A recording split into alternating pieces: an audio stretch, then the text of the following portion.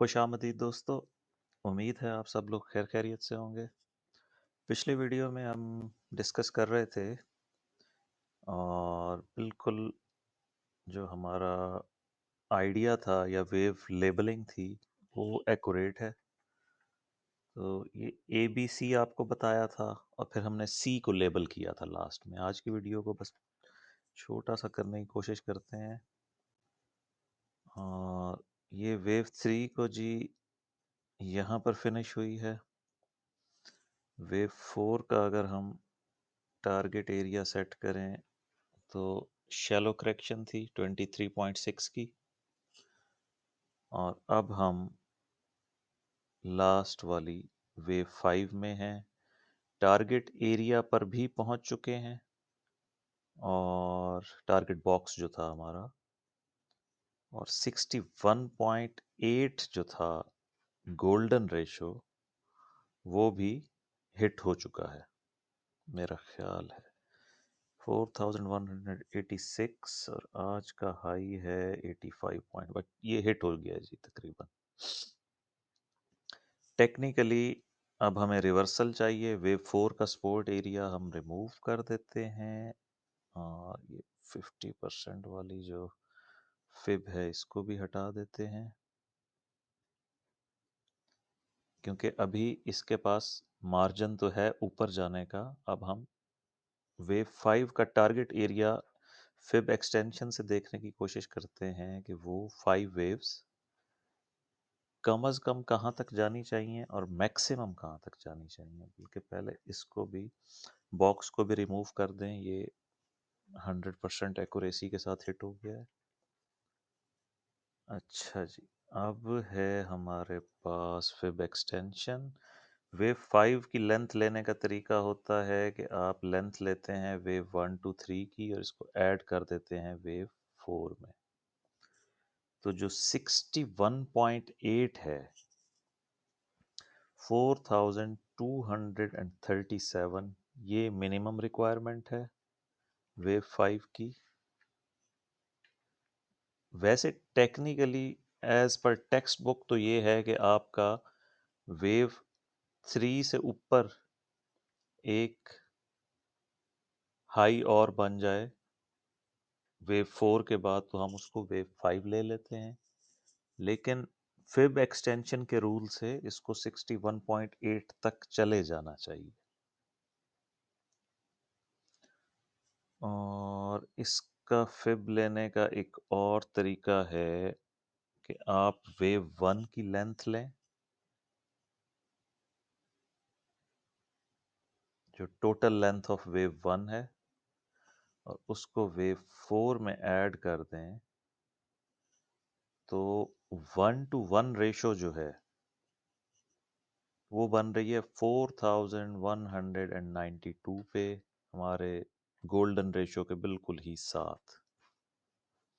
अब ये 1:1 रेशो क्या है? इससे मुराद ये है कि length of wave 1 is equal to length of wave 5 और वेव 3 एक्सटेंडेड है, उसकी अपनी अलहदा से 5 वेव्स हैं।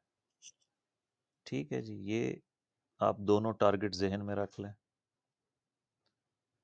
और आपको इसमें क्या चीज़ बतानी थी? हाँ जी, और इसमें आपको ये बताना है कि अब यहाँ से जब ये रिजेक्ट होता है, यहीं से रिजेक्ट हो जाए या इन दोनों के दरमियान से या इवन इस फिब को भी हिट कर दे, वेव 5 में भी अगर एक्सटेंशन आ जाए। अच्छा, एक्सटेंडेड टारगेट तो हमने देखा नहीं है, उसको भी देख लेते हैं। Length of wave 1 to 3 at to wave 4 extended target बन रहा है 88 पॉइंट पे, 88.6 पे, 4233, 4323। तो ये फिब कॉन्फ्लुएंस है। बात यहाँ तक भी जा सकती है क्योंकि वेव बी जो है उसका कोई पता नहीं होता। समटाइम्स वो डीप रिट्रेसमेंट में चली जाती है और समटाइम्स शैलो में चली जाती है। ये दो अपने पास टारगेट मार्क्स कर लें और यहीं पे ही हमारा जो नॉर्मल फिब रिट्रेसमेंट है वही एरिया ही बन रहा है।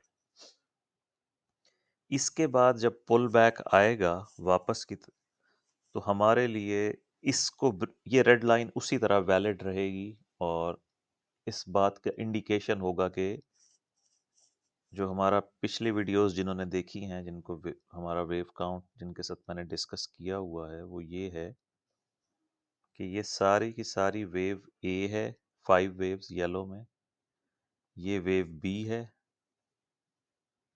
वेव बी हमने डब्ल्यू एक्स वाई ब्लू में ली हुई है, फिर डब्ल्यू एक्स वाई में वेव वाई में फर्दर ए बी सी है, और सी की ये 5 वेव्स हैं। तो हम एक दफ़ा नीचे जाएंगे वेव सी में। ये एक वेव काउंट है। दूसरा वेव काउंट कहता है कि ये ए है, ये बी है, और ये सी कंप्लीट हो गई है, यानी no more downside movement.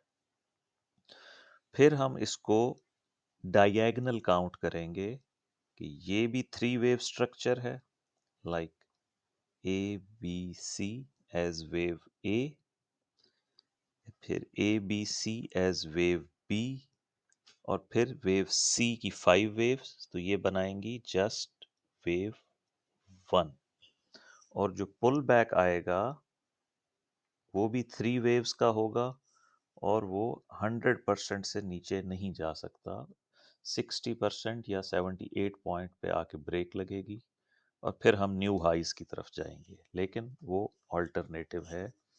फिलहाल फोकस यही है कि ये इस एरिया से आके रिजेक्ट हो, और जो पुल बैक होगा वो डिसाइड करेगा कि वो 3 वेव्स पुल बैक आता है, या वेव सी में चूंकि 5 वेव्स होती हैं तो फिर वो शार्प करेक्शन आएगी, जो अब की बार यहाँ से जब ये कंप्लीट हो जाएगा। अभी हम इसका वेव 1-2 का सपोर्ट एरिया इसलिए नहीं ले रहे कि अभी ये मूव ऑन गोइंग है, ये कंक्लूड नहीं हुई। जब ये वेव कंक्लूड हो जाएगी तो हम इसी तरह इसका एक सपोर्ट एरिया ले लेंगे, और ये देखें लास्ट सपोर्ट मौजूदा, सॉरी ये मौजूदा नहीं, ये मौजूदा हाई के मुताबिक जो फिब लेवल की लास्ट सपोर्ट है वेव 2 के लिए, वो एग्जैक्ट उसी रेड लाइन पे आ रही है, इसलिए मैंने कहा था कि ये रेड लाइन रेलिवेंट है।